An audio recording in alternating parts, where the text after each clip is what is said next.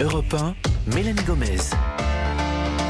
La santé et le bien-être, c'est sur Europe 1 et nous sommes avec vous depuis 15h. Toujours à mes côtés, le docteur Jimmy Mohamed. Et pour cette dernière séquence de l'émission, nous sommes rejoints comme tous les jours par Catherine Blanc, sexologue et psychanalyste à Paris. Bonjour Catherine. Bonjour tous les deux. Aujourd'hui Catherine, on va répondre, enfin vous allez répondre à la question de Marjorie qui a 19 ans.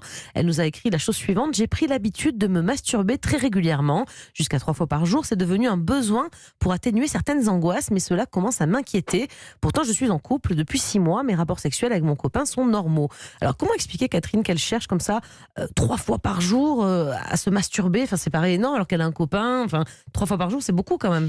C'est-à-dire qu'il faut faire le distinguo entre je me masturbe parce que je découvre mon corps, ou j'ai envie, je suis excitée, ou j'ai envie de répondre et voir mon autonomie à me faire du bien, ce qui du coup m'apaise. Là, elle dit ça, c'est pour se calmer, hein, pour calmer ses angoisses. Voilà, mais là c'est plus que ça. Voilà, là c'est vraiment pour calmer ses angoisses, c'est-à-dire que en fait elle fait monter une pression et puis après il y a une décharge qui est le plaisir et qui lui permet de se calmer de façon générale. Et comme elle l'a repéré, plus elle est angoissée, plus elle utilise la masturbation pour essayer d'avoir ce shoot de l'après. De l'après.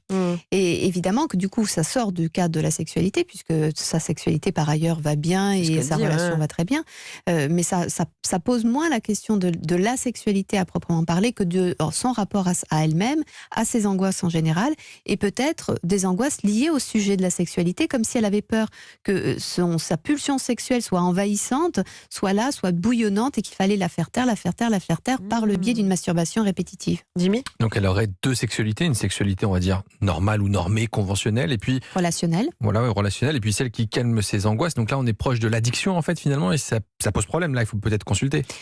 C'est sûr, parce que d'ailleurs elle le dit elle-même, ça devient inconfortable, ça commence à l'inquiéter, c'est-à-dire que c'était pour calmer ses angoisses et en fait ça devient source d'inquiétude. Donc oui, il y a matière à réflexion. Mais elle n'a que 19 ans en plus, elle est toute jeune, hein. C'est fréquent ce genre de...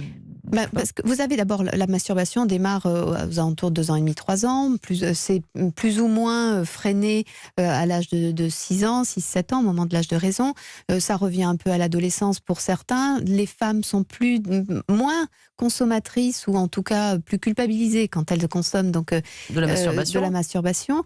Ceci étant, les jeunes générations ont été éduquées à masturbez-vous pour être en maîtrise de vous-même, de votre corps, de votre jouissance, etc. Donc la masturbation, qu'elle intervienne régulièrement dans notre vie, dans notre compréhension de nous-mêmes, dans notre appropriation de notre corps, c'est tout à fait normal. Mais 3 fois par jour, ça commence à devenir... Oui, à partir du moment où ça devient une obsession, c'est un rapport à la sexualité particulier, ou une résurgence de souvenirs ou liés à la sexualité, de découverte de la sexualité, ou de sa place de femme dans le monde ou dans le rapport aux autres, comme s'il y avait besoin vraiment...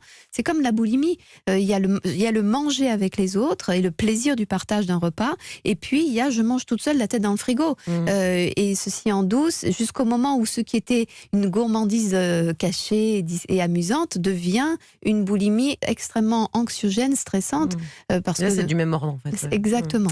Jimmy ?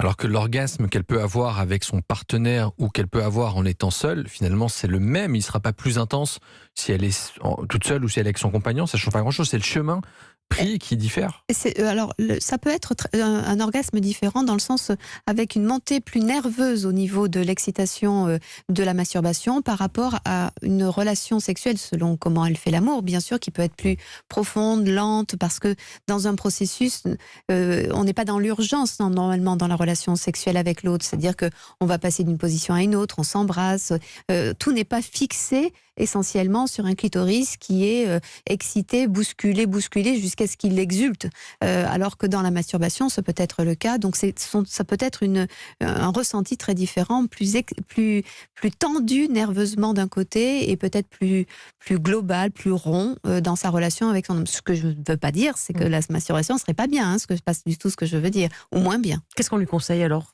De toute façon, si elle est inquiète, je crois que le seul conseil à lui donner, c'est d'aller consulter quelqu'un qui l'aide à comprendre ce qui se joue, qui la rassure, pour qu'elle puisse avoir ou la liberté de ses masturbations 3 fois par jour, ou la liberté de ne plus se masturber. La question n'est pas de se masturber ou pas, c'est juste garder la liberté et ne plus être dépendante de cette obligation. Merci beaucoup Catherine pour tous vos conseils, c'est un vrai plaisir de vous écouter tous les jours. Voilà, c'est la fin de cette émission.